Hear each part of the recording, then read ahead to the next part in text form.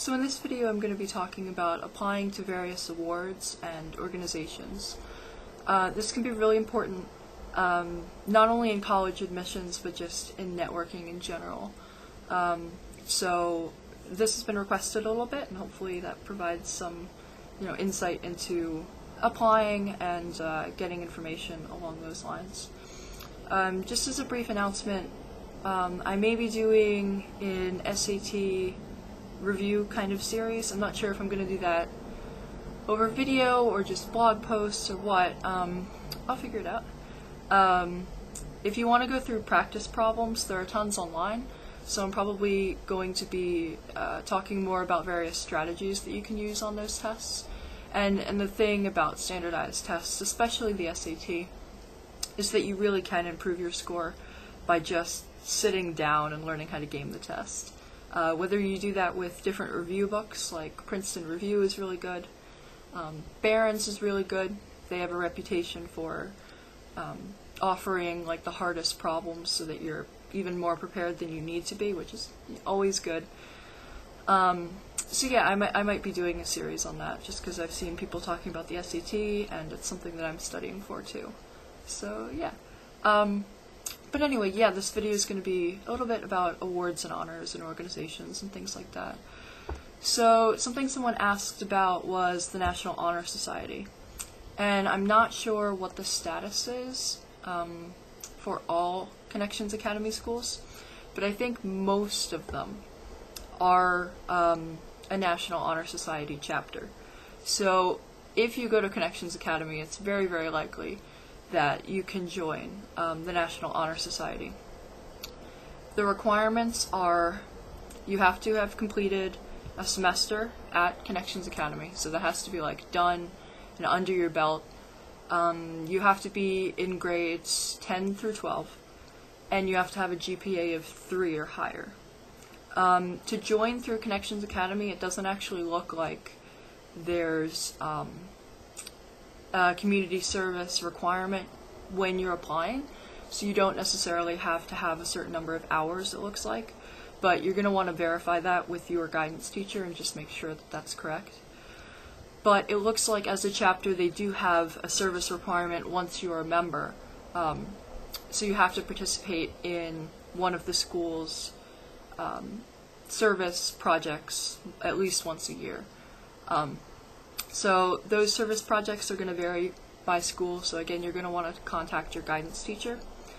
If you're already in grade 10 through 12, you should be getting information on the National Honor Society sometime this fall and sometime in the spring as well, because you can apply at either point, because if you miss the first semester, if this was the first year that you enrolled, then you can still get that in the spring. And I'd recommend doing it. I mean, the National Honor Society is important, not so much in that it carries a lot of weight on its own. Like, when you think about it, tons and tons of kids are members of the National Honor Society. It's not really like this big exclusive thing. But as I've talked about in my earlier videos, it does help to have that laundry list, as sad as it is, of activities that you can just put on your application and be done with. And the National Honor Society is one of them, because it's a recognized name and people do kind of take that seriously. But yeah, so apply if you meet their criteria. You can't lose anything. There's also, I'm not sure if this is true for every school, but here we have the French National Honor Society and the Spanish National Honor Society too. So if you're taking one of those foreign languages, the requirements for that are that you are in your second year of study in that language, and you have, I believe it's an A, like an A- or higher.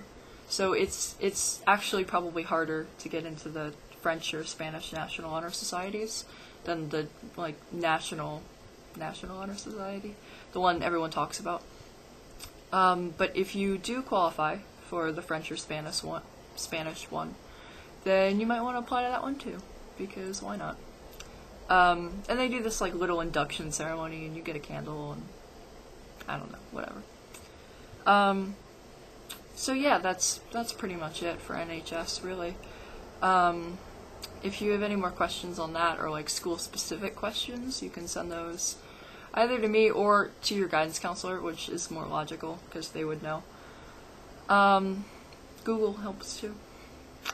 So yeah, do that. As far as other awards go, at the beginning of the year, guidance counselors always send out to high school students various awards that you can apply to, and information on scholarships and things like that. And as tedious as it sounds, I would highly recommend that you apply to pretty much everything that you're eligible for. And that could, in some cases, mean like everything they send out. And I know that it's a big time sink. It really is. But I've done that for the past few years, and you get a lot of opportunities from things that you qualify for. And it's not actually that difficult, in some cases, to get recognized in certain kinds of awards or fields or whatever. So one of them that I think they send out to every school, because it's a national award, is the NCWIT Aspirations in Computing Award. And this is only for female students, so sorry if you're male. But if you've done anything in technology, it doesn't have to necessarily be computer programming, but that's sort of along the lines of what they're thinking. It can also be like video editing or photo editing or any kind of like digital design, or even like digital music, like if you make things like that, or make films or anything along those lines, like using technology. Apply for the award, like just do it. It depends on your area whether or not you have a chance at winning it. Like if you're from Montana or something, you probably do. California is really competitive, but they recognize a lot of different girls, not only as winners, but then also like runner-up candidates and things like that. And what you get, basically, and this sounds stupid, but you get access into their like network. And that's really, really valuable. Like, I've been a member of the community now for a year, and let's just say I've gotten to do some really cool things, not because I won the award, but because I was part of the community and someone posted, hey, here's this opportunity. If you've done any of the above kinds of things and want to go talk to these important people about it, go do that. And so it can really open a ton of doors, just above and beyond the award. So not only can you say, hey, I won this thing, but then that let me do all these other things too. And that's the kind of benefit that you get, not only from this award, because like I said, you're kind of screwed if you're not female for that one, but for other ones as well, especially ones that are backed by like a specific community, and add you into groups and email lists or whatever. Like, I know that sounds like dinosaur age, but it's really important, and it's super awesome when you get to do things. So you should apply. You should apply. And I'll be posting about like the specific awards or the specific scholarship opportunities and awards as they come out, probably on my blog, like a link and who's eligible and whatever. And like I said, it can be a big time sink to apply to all these things, but it's really worth it. The other big thing that they always link, well, sometimes link, but lots of kids know about it or apply to it, and it's called the Discus Awards. It's basically spelled discuss, except one less S at the end.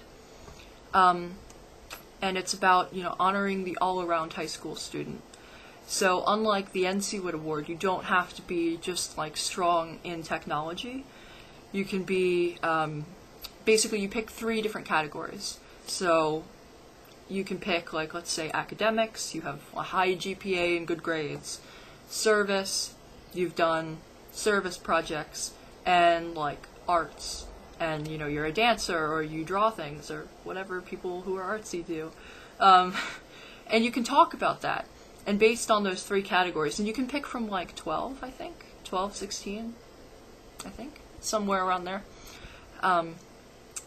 You talk about things that you've done in those fields and why it's important to you and whatever else. And then they put, if you win or you get like an honorable mention, they put you up on their site. So the benefit of that then is when people Google your name, that comes up. And that's pretty valuable too. I mean, that's like the reason I have a website. So if you can get that through a competition and you like don't have to pay for a website, or you don't have to worry about your social media then, because this pops up and that makes you look really good. And through the Discus Awards, you can also qualify for either the National All-Around Scholarship, which is $2,000 to anywhere that you want, or various partner scholarships. And the partner scholarships are to a list of universities that you can use then your $2,000 at. So they're two different awards. I'm pretty sure it's the same amount of money, but there are distinctions in where you can use it.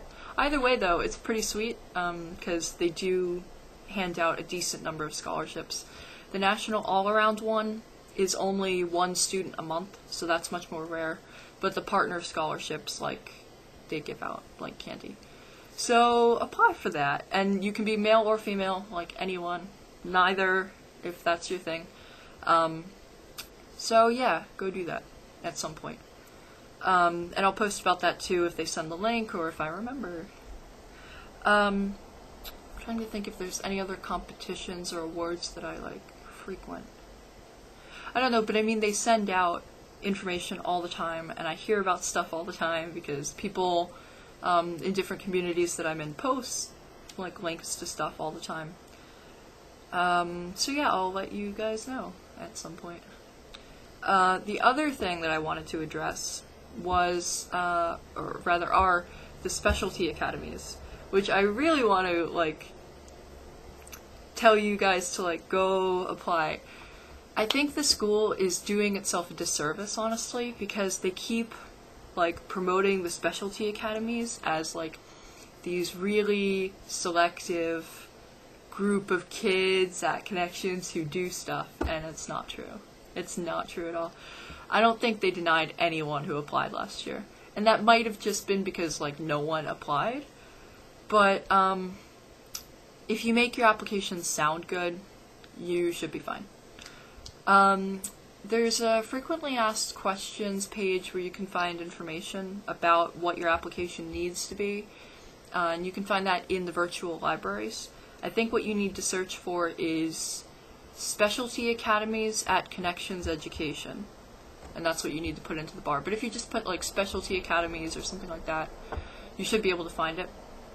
But I think the application needs to be a video of you doing whatever your thing is, an essay about what your specialty is, and photos of you doing it. I think you can supplement that for the video though. And an interview with an expert in the area. So, you know, if you're applying to the science and technology one, then maybe you get like an engineer friend or someone at a local company or whatever to answer a few questions. And you write their answers down and like send it off and whatever. So yeah, I mean, it's not that much effort, but I would really encourage you to do it. There's 3 different academies, and I probably should have started off with that. Science and technology, sports, and performing arts. So, and yes, writing does fall under performing arts, because I keep getting asks about that, and yes, it falls under performing arts. So yeah, those are the 3, and basically, once you're a member of a specialty academy, it kind of opens up other clubs to you, too. They used to let everyone do the stock market game, and I think they should. Like, I really resent that they now threw it for only the Specialty Academy kids. But yeah, there's the stock market game, like I just said. There's Lego robotics that you can do, but you can do that independent of the Specialty Academy as well. They push RWDC, which is an aviation design competition, so that's pretty cool, if that's your thing. And then they do like various little challenges, like the Rube Goldberg contraptions, where like basically it's your job to make something like a seemingly simple action be like really long and complicated. I don't know, you should just Google it and watch a video. It makes so much more sense if you do. And there's also geocaching, which I think is pretty boring, but some people love, so whatever. Where like these various like chips are hidden out in nature and in buildings and whatever, and you get like a transceiver that kind of shows you where things are, and you go and like find that. Yeah. So it's kind of like a treasure hunt, I guess, if that's your thing. So if that's your thing, Science and Technology Academy. And you get to meet other kids too. I mean, like a lot of other kids at Connections, some of them are somewhat obnoxious, but I mean, you're gonna find that anywhere. But it can be interesting to meet new people who, you know, are kind of interested in the same thing.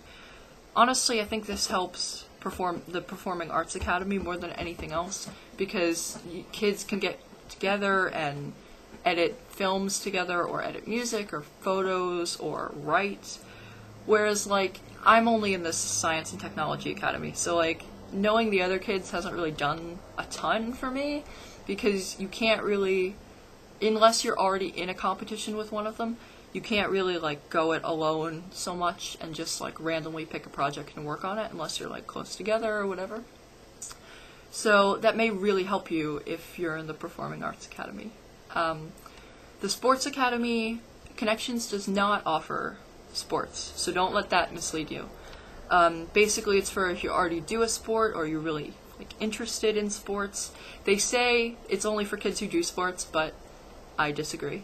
So you should apply anyway, if you're interested. And, yeah, so if you've competed in anything, or you're just interested, you can apply to that. And they do, like, physical fitness challenges or something, like jump up and down 60 times and collect your heart rate. Yeah. They probably do other stuff too, but I don't know, because I'm not a part of that academy. So I've never gone to any of their events ever. Sorry, I kind of suck when I'm telling you about this, because I don't know what to say. They do stuff. They do sports stuff.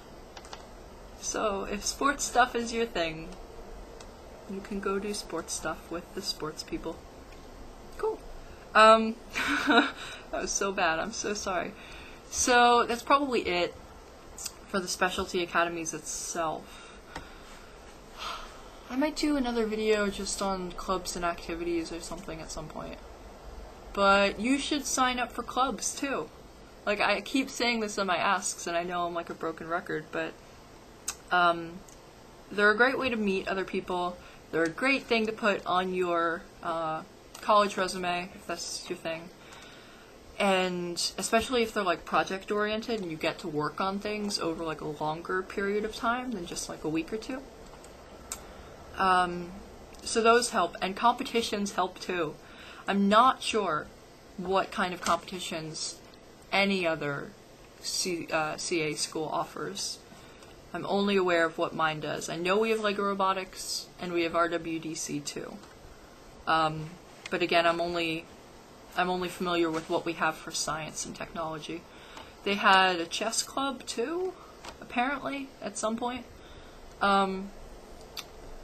Wondering if they have any other... Oh, they have, here at least, they have like a French day where they go and compete with other kids in this one region in my state to like speak French and do French things. So that's another competition, and if they offer that near you and you're really into languages, then you might want to go do that too. But yeah, competitions, clubs, they're really good for like everything. So do them and apply to awards. Like, I know it can be stressful and it takes effort, but it's really good practice for college applications, because you're gonna have to suffer then too. And like, don't think, well, because I don't have a shot at this, I'm not gonna apply. Like, just don't even think that, just apply anyway. Learn to be really good at BSing, but, you know, learn again to write like that personal voice into your stuff. because if you can pull out things that are, really interesting about yourself, you may win way more awards than you ever expected just because you're real. And people who apply often aren't. So yeah, go apply for stuff. It opens a lot of doors and it's awesome. So yeah. Sorry for the kind of crappy video. I didn't really know what to say about like the Sports Academy or the Performing Arts Academy, other than that they do sports and performing arts kinds of stuff. So yeah, that kind of sucked. But sorry, hopefully now you know a little bit more. The application window for the Specialty Academies opens in September 1st. And I'm going to err on the side of caution and say it's only open for a week, but that is very likely incorrect. They might be open for 2 weeks, but like I said, I'm just going to be cautious and tell you you only have 1 week, because I don't want anyone to miss the deadline. So yeah, go do stuff.